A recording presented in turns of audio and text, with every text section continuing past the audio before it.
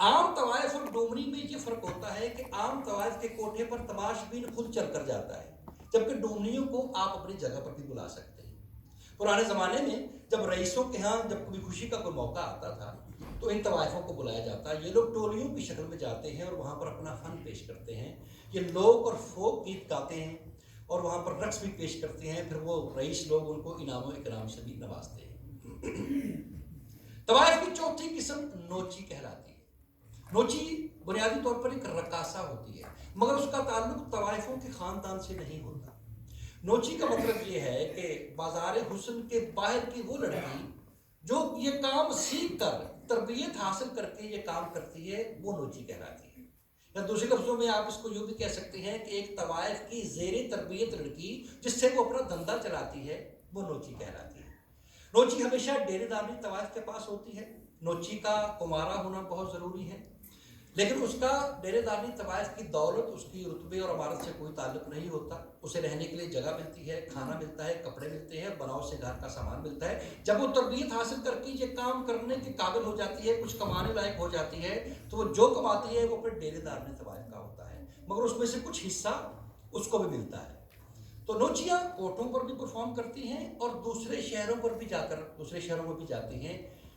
ان کے ساتھ جب یہ ایک شہر سے دوسرے شہر جاتی ہیں تو ان کے ساتھ ایک محافظ جاتا ہے جس کو ماما کہا جاتا ہے۔ تو ایک نوچیوں کو ایک شہر سے دوسرے شہر فنکشن پر لے کر جانا، ان کی جان و مال کی حفاظت کرنا اور انہیں بخیر و عافیت واپس لے کر آنا، یہ مامے کی ذمہ داریوں میں شامل ہوتا ہے۔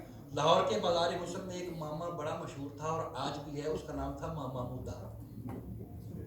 طوائفوں کی پانچویں اور آخری قسم رنڈی کہلاتی ہے۔ سننے میں یہ لفظ بڑا عجیب لگتا ہے، مگر صاحب میں آپ کو بتا دوں کہ یہ سرکاری لفظ ہے۔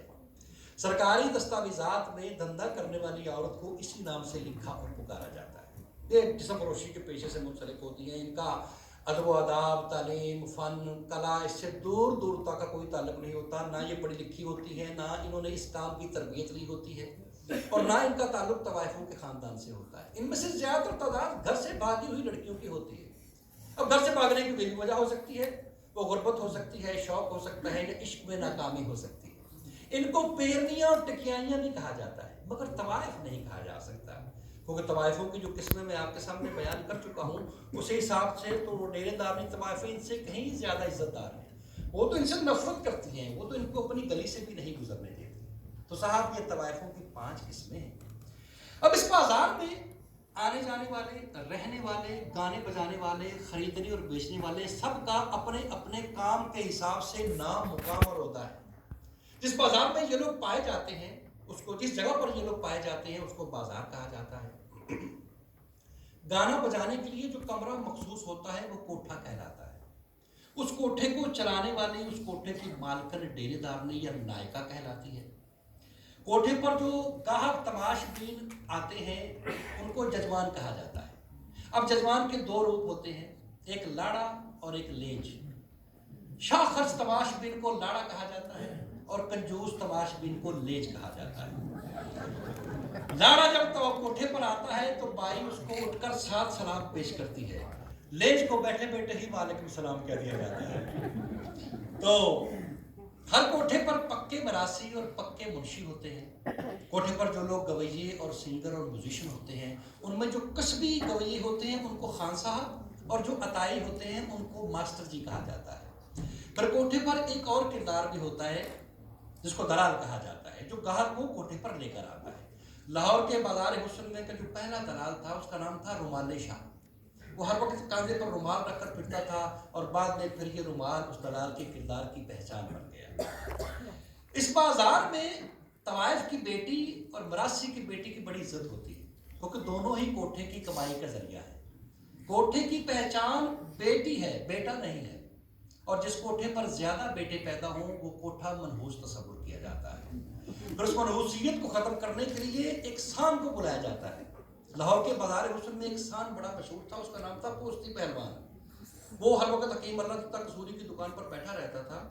شکل و صورت کے اعتبار سے تو وہ مارکو سا تھا، دبلا پتلا سا تھا، مگر جس کوٹھے پر وہ رات گزار آتا تھا وہاں شفا ہو جاتی تھی، دوبارہ بیٹا پیدا نہیں ہوتا تھا۔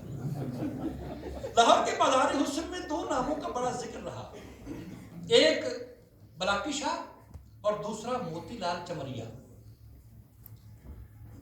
پلیز تشریف لائیے.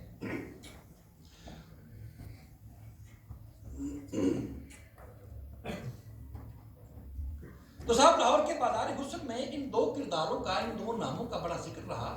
ایک بلاکی شاہ، دوسرا موتی لال چمریا. بلاکی شاہ وہ آدمی تھا جس کا پونا لاہور مقروض تھا. جو بھی رئیس تماش بین کوٹھے پر مجرا دیکھنے کے لیے آیا کرتا تو وہ اپنی پسند کی طوائف پر نوٹ نچھاور کرتا رہتا. جب اس کے پاس پیسے ختم ہو جاتے تو مجرے کے دوران تماش بین کے پاس پیسہ ختم ہو جانا بڑی بے عزتی کی بات ہوتی. تو وہ فوراً بلاکی شاہ کے پاس جاتا. بلاکی شاہ فوراً اس کو قرض دے دیتا، اس کی ضرورت پوری کر دیتا. لاہور کے وہ بزرگ جو 80 اور 90 کے پیٹے میں ہیں وہ اس بلاکی شاہ کو بڑی اچھی طرح سے جانتے ہیں. وہ لوگوں کو سود پر قرض دیا کرتا تھا.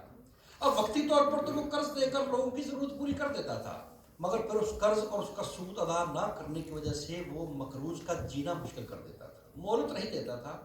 اس کا مکان، دکان، حویلی جو بھی اس کے ہاتھ لگتی وہ اس پر قبضہ کر لیتا تھا. اندرون شہر لاہور کی کتنی ایسی حویلیاں ہیں جو بلاکی شاہ نے صرف قرض اور اس کا سود ادا نہ کرنے کی وجہ سے اپنے نام کروا لی تھی. بلاکی شاہ اتنا رئیس آدمی تھا، اس کا سود پر کاروبار، یہ قرض دینے کا کاروبار اتنا چمکا کہ اس نے اس زمانے میں اپنے لیے ایک بینک بھی اپنے نام سے قائم کر لیا تھا. اس کا نام اس نے بلاکی مل بینکرز رکھا تھا. پانی والا تالاب کے پاس اس بلاکی شاہ کی حویلی آج بھی موجود ہے، اور اس حویلی کے ماتھے پر وہ بلاکی مل بینکرز آج بھی لکھا ہوا ہے. اس حویلی کے ایک کمرے میں ایک وہ اسٹرانگ روم آج بھی موجود ہے جہاں بلاکی شاہ اپنا مال و دولت اور پیسے رکھا کرتا تھا. اور اس حویلی کے ایک کمرے میں اس زمانے کا سن 1929 یا 30 کا DC کرنٹ پر چلنے والا پنکھا آج بھی چل رہا ہے، جس کو اب AC کرنٹ پر منتقل کیا گیا ہے. پھر جب پاکستان بنا تو بلاکی شاہ نے لاہور سے ہجرت کی اور دلی چلا گیا. تو لاہوریوں کی بلاکی شاہ، اس کے قرض اور سود تینوں سے جان چھوٹ گئی. دوسرا کردار تھا موتی لال چمریا. اپنے وقت کا بہت بڑا تماش بین تھا، بڑا رئیس آدمی تھا. لاہور کے بازار حسن میں اس کا بڑا انتظار رہتا تھا. دلی، لکھنؤ، لاہور، کلکتہ، اس کے بازار حسن میں بلاکی شاہ کا بڑا نام تھا. یہ پورے ہندوستان میں نعت کھلائی کی رسم کے لیے بڑا مشہور تھا.